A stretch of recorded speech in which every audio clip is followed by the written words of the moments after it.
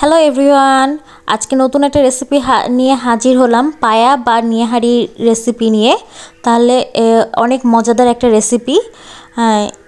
সামনে আসছে কুরবানি ঈদ, এভাবে বানিয়ে খেলে বাসার সবাই আপনার ফ্যান হয়ে যাবে। তাহলে চলেন শুরু করি। প্রথমে নিয়ে নিলাম প্রেসার কুকার। সবাই তো রান্না করে, আমি একটু ভিন্নভাবে রান্না করছি। আমি পানি নিয়ে নিলাম প্রেসার কুকারে। তারপরে দিয়ে দিলাম 1 কাপ পরিমাণের আদা বাটা। তারপরে 1 কাপ পরিমাণের রসুন বাটা, লবণ পরিমাণ মতো, মরিচের গুঁড়া 2 টেবিল চামচ, ধনিয়া গুঁড়া 2 টেবিল চামচ, জিরা গুঁড়া 3 টেবিল চামচ, হলুদের গুঁড়া 2 টেবিল চামচ। সব মশলা একত্রে দিয়ে পানির সাথে ভালোভাবে মিশিয়ে নিব। এখন এই মশলাগুলো ফুটে আসা পর্যন্ত অপেক্ষা করব। তারপর ফুটে আসলে পেঁয়াজ দিয়ে দিলাম 1 কাপ পরিমাণ। তারপরে কেটে ধুয়ে পরিষ্কার করে রাখা নিহারিগুলো, পায়াগুলো দিয়ে দিচ্ছি।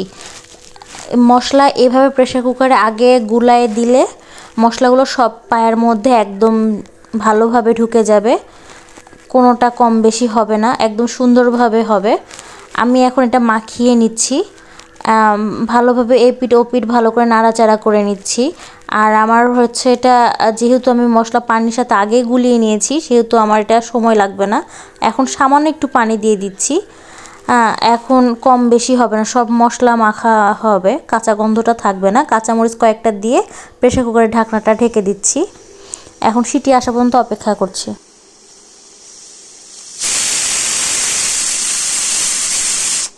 আমি 8-9টা এইভাবে সিটি দিয়ে নিচ্ছি। 8-9টা সিটি হয়ে গেলে প্রেসার কুকারটা আমি অফ করে দেব। ঠান্ডা হওয়া পর্যন্ত অপেক্ষা করছি। ঠান্ডা হলে প্রেসার কুকারের ঢাকনা অটোমেটিক খুলে যাচ্ছে। এই যে আমার একদম ভালোভাবে সিদ্ধ হয়ে গেছে, দেখে বোঝা যাচ্ছে। এখন আমি আবার একটা বড় অ্যালুমিনিয়ামের কড়াই নিলাম। এখানে পরিমাণ মতো তেল দিয়ে দিচ্ছি। আমি যেহেতু সব মশলা একসাথে দিয়ে সিদ্ধ করেছি, আর কোনো কিছু করা লাগবে না। আমি এখন শুধু বাগার দিব।